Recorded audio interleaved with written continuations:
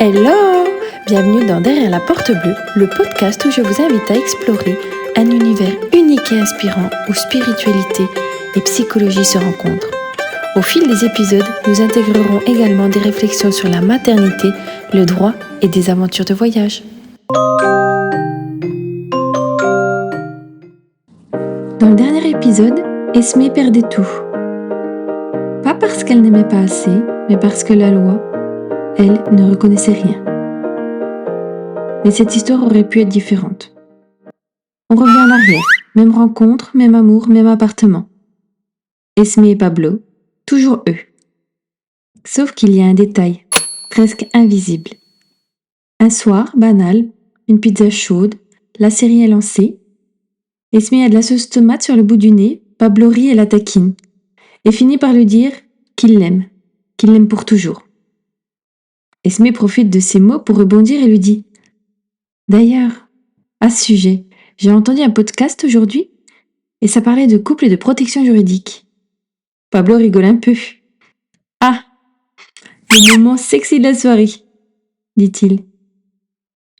Mais elle se décourage pas, elle insiste. Non, mais sérieusement, si un truc arrive, on fait quoi? De toute façon, entre nous, ce genre de conversation, c'est rarement fluide. C'est souvent un peu maladroit. Mais c'est là que tout change. Grâce à de petites décisions. Ils se renseignent.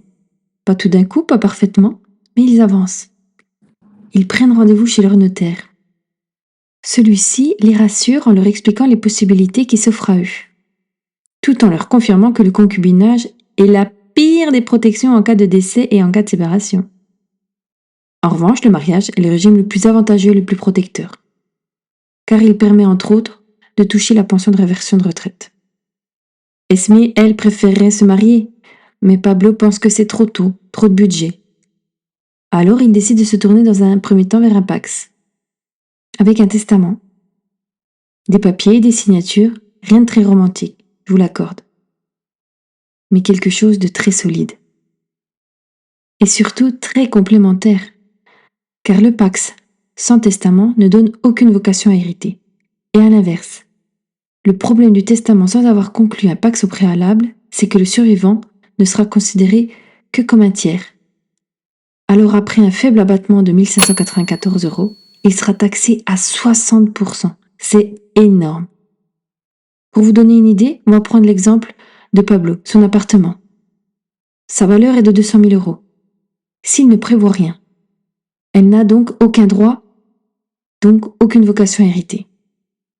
En revanche, s'il prévoit seulement un testament, Esmé aura bien une vocation à hériter, mais elle devra acquitter les droits de succession, les droits de mutation à titre gratuit, qui s'élèvent à 60% après l'abattement de 1 594 €.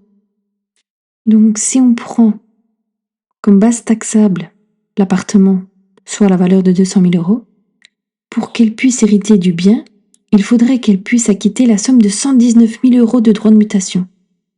C'est énorme. Et bien souvent, l'héritier n'a pas tant de liquidité. Donc, il est forcé de vendre le bien pour pouvoir acquitter ses droits. Mais après, avec le reliquat, il n'y a pas assez pour acheter un autre bien. Et le but, souvent, c'est de protéger la personne que l'on aime pour qu'elle puisse rester dans la maison, dans le bien, dans l'appartement. Mais parfois, soit par ignorance parce que l'on ne sait pas, ou alors parce qu'on a mal été conseillé, on ne prépare pas son départ, ou on le prépare mal. Donc c'est la raison pour laquelle il est intéressant à minima de se paxer si on ne souhaite pas se marier, car cela offre l'exonération de droits de succession. Donc, si on reprend le testament, il offre la vocation à hériter, et d'un point de vue fiscal, le PACS offre l'exonération de droits de succession. Donc comme ça, on peut hériter grâce au testament et ne pas payer de droits grâce au PACS.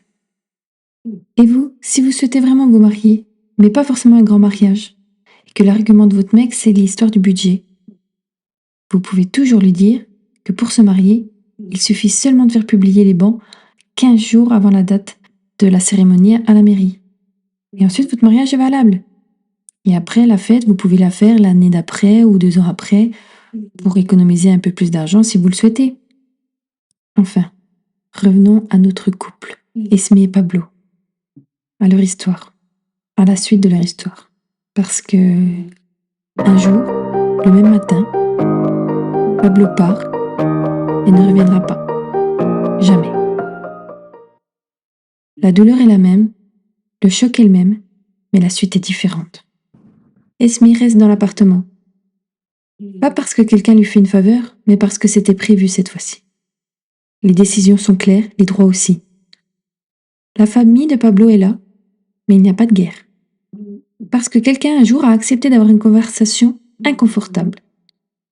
Ils ont accepté de modifier la version romantique du « je t'aime pour toujours » par une version plus juridique du style « peux-tu préciser les modalités de cet amour pour toujours ?» Comme quoi, parler de paperasse un samedi soir peut littéralement changer une vie. Ce deuxième scénario n'est pas plus froid, il n'est pas moins amoureux. Il est juste plus préparé. Se protéger, ce n'est pas enlever de la magie. C'est éviter que la réalité devienne brutale. Et si cet épisode t'a fait réfléchir, c'est peut-être le moment d'avoir une conversation un peu moins sexy, mais beaucoup plus utile avec ton mec. Et d'aller voir ton notaire. 2 histoires, 2 réalités, même amour, différentes conséquences.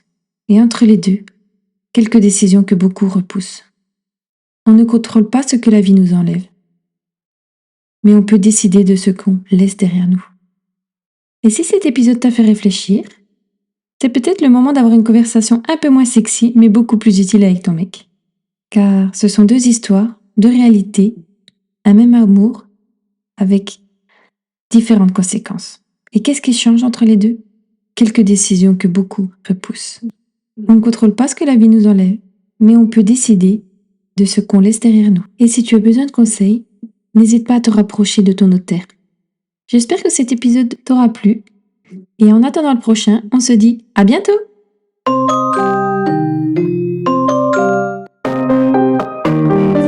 Si cet épisode vous a plu, n'hésitez pas à interagir en likant ou alors en commentant pour que l'on puisse échanger.